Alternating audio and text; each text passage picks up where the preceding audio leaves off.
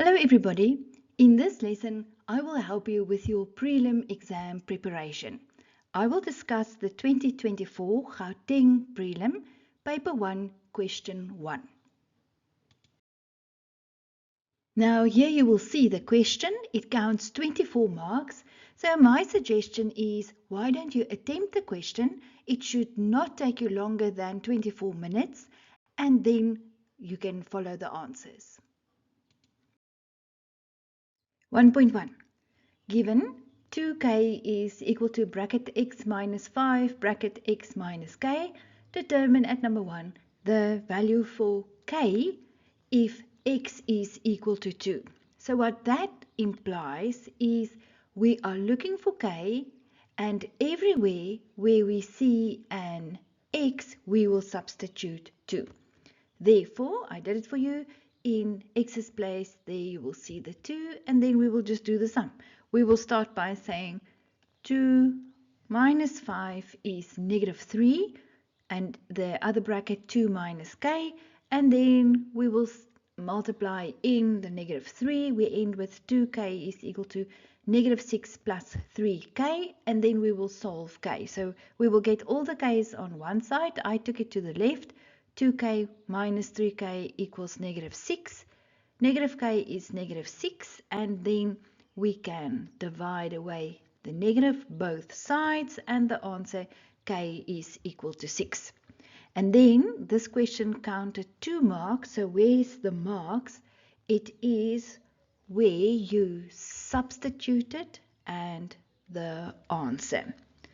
On number 1.1.2, now that one wants the value for x when k is equal to 2. So into the equation where you see the k, now you will substitute 2. And then 2 times 2 is 4. And here on the two brackets, I multiplied them out. I FOILed them out. So I ended with x squared minus 5x minus 2x plus 10. In the next step, I will add the two like terms, and then I will get my equation in standard form by taking the 4 across, and it becomes negative 4. So I end with, in standard form, 0 equals x squared minus 7x plus 6, and then I will factorize. Let me show you. You will say the factors of 6 are 6 and 1. I want the middle term to be negative 7. How can 6 and 1 give me negative 7? Negative 6, negative 1 is equal to negative 7. Or you can even use the quadratic formula, which I don't think you should at this stage. But you can. It will still give you the answers. Therefore, x is equal to 1 or x is equal to 6. And then this question, as simple it may be, it counted 4 marks. So where's the 4 marks? It is here where you used FOIL to multiply out your two brackets. Then for writing your equation in standard form, your two factors and your two answers. So now you have 6 out of 6. You're on your way.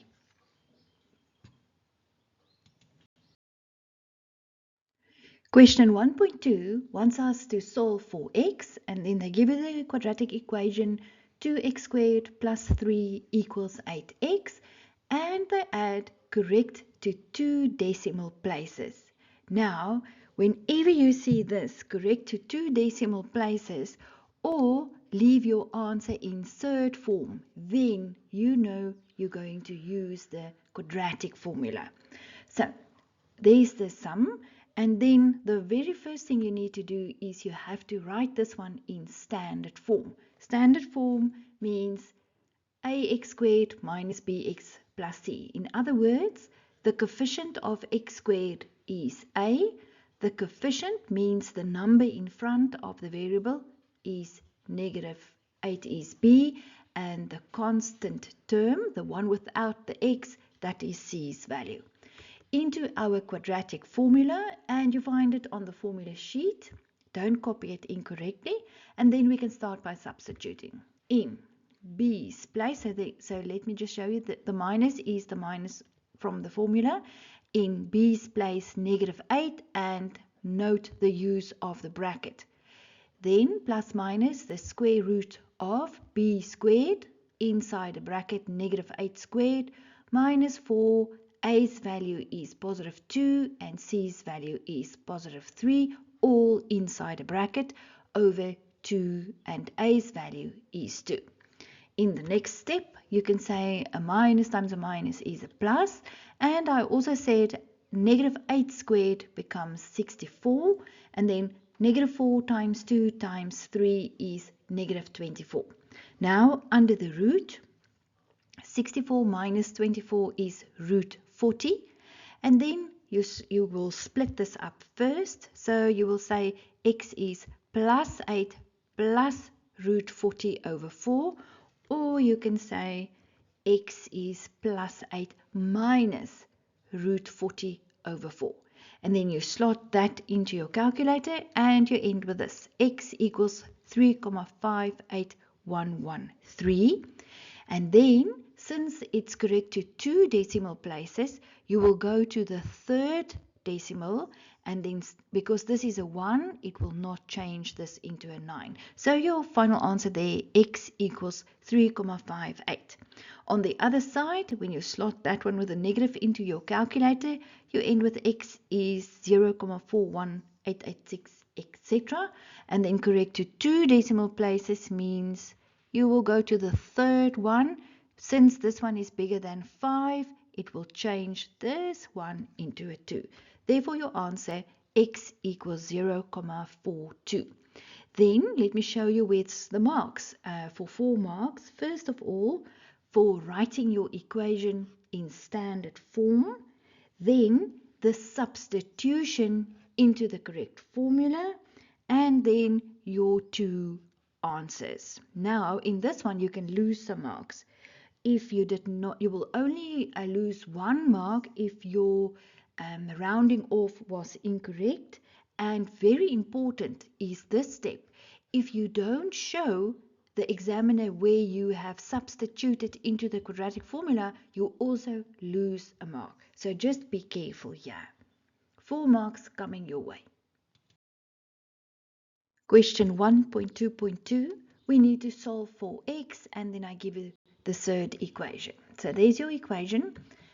The first thing that we will do is we will multiply in the 2 inside the bracket under the root. So I will say 2 times x and 2 times 10 is 20. Then our aim is to isolate the root. That means we will find the root on one side and everything else on the other side. Therefore, the -10 walked across and it became +10. And when you add that to -12 on the right hand side, x minus 2. Yeah, now that you've got your root isolated, one thing on the left hand side, we will square both sides, and we square it as a unit, like you can see there. So there, under the root, everything squared, and then x minus 2, everything squared.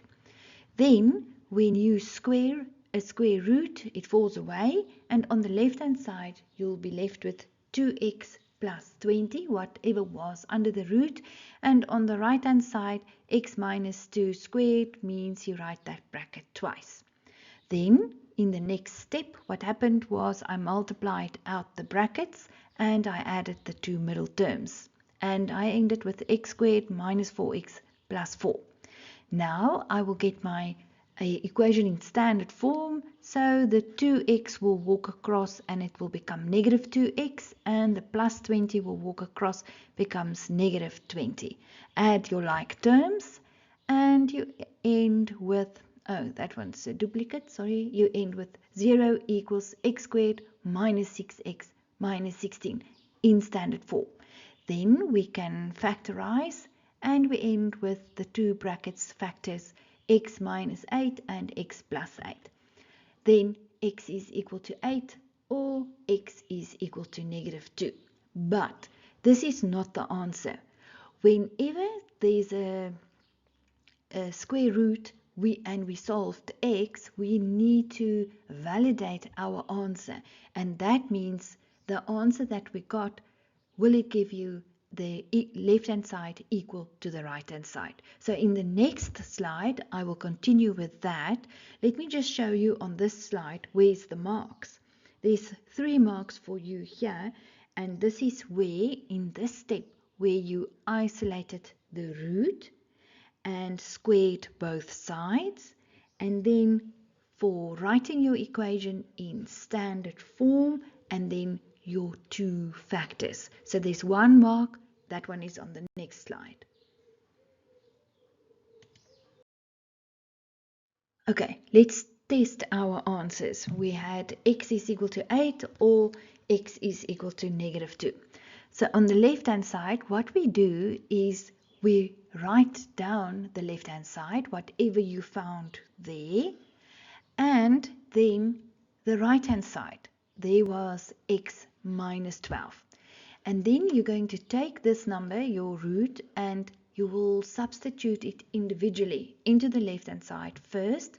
So in goes, in x's place, 8, and then you will say 8 plus 10 is 18 times 2 is 36, root 36 minus 10, and then 6 minus 10 is -4.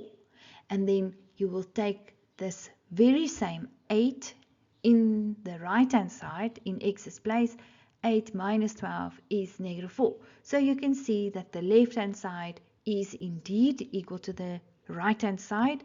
Therefore, x is equal to 8 is a valid answer. Then let's also test x is equal to -2. So again, we will split our sum into the left hand side and the right hand side.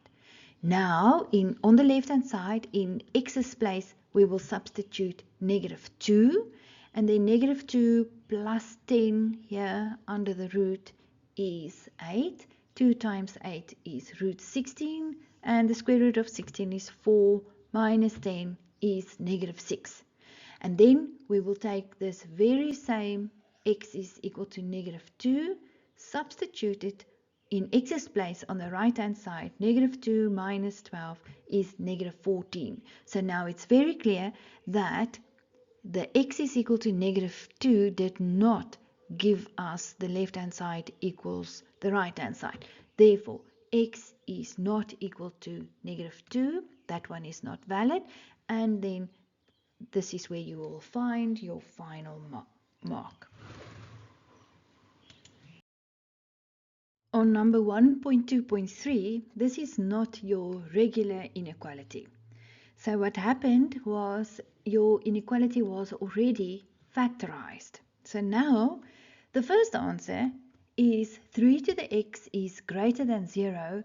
X is an element real. And now you will say, but Miss Pythagoras, why is this? Let me show you. When I give you, that's the dog, sorry. When I give you 3 to the x smaller than 0, and I substitute in x's place 1, you get 3 to the 1, and do you agree 3 to the 1 is 3, and 3 is definitely not smaller than 0. 3 is greater than 0. The next one.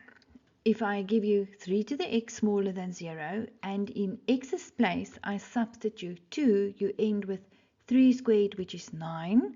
And do you agree 9 is also bigger, greater than 0? And even if you substitute a negative number in x's place, you end with 3 to the -1, and 3 to the -1 is a third. And do you agree a third is also greater than 0? So this is why your first solution is 3 to the x will always be greater than 0, x element real. That means it doesn't matter which number you substitute into x's place, the 3 to the x will always be positive, greater than 0. And then your second part of your little inequality is x minus 5 smaller than 0, and x is greater, I beg your pardon, x is smaller than positive 5. So where's your 2 marks? This one and that one.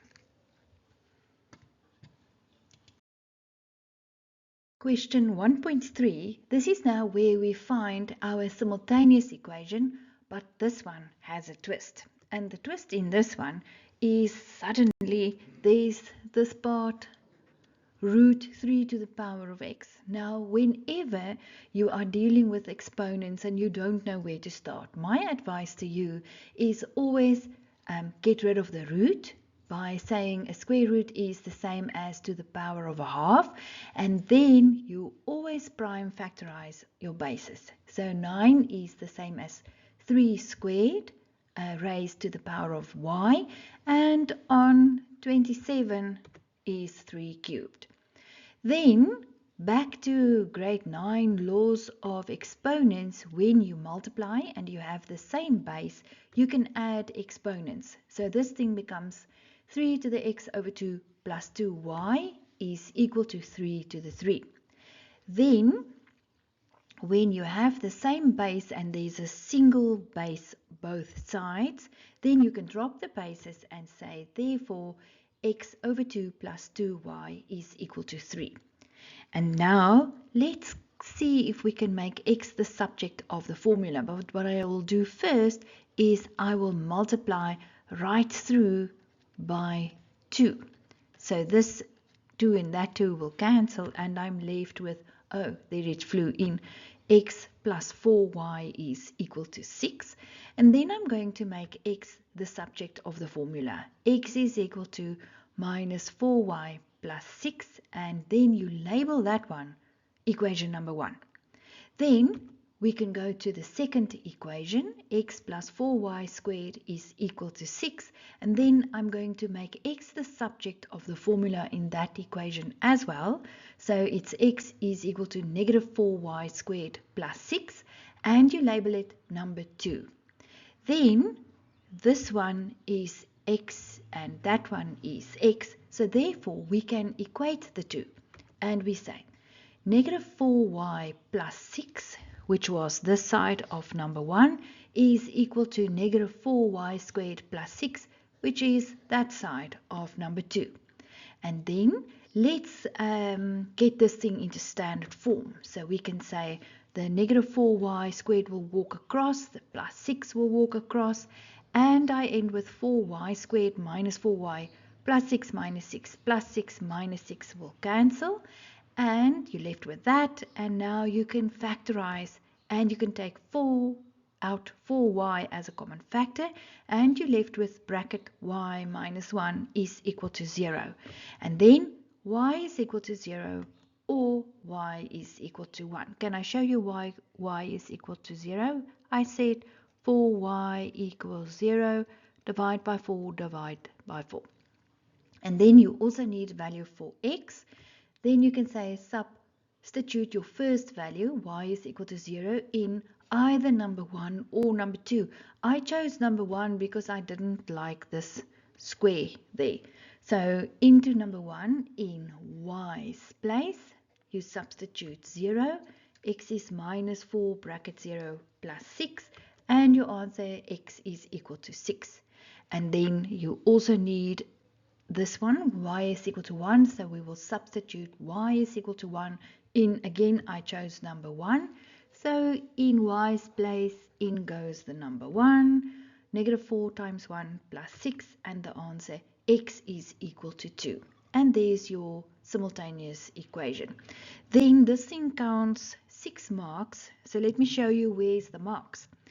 First of all, it's for this little step here, the second step, the prime base of 3, and then where you simplified this one into a linear equation and you labeled it number 1, then your expression for x, this means in the second one, there where you made x the subject of the formula, and then your factors down here where you took out 4y as a common factor, and then for both answers for y and both answers for x.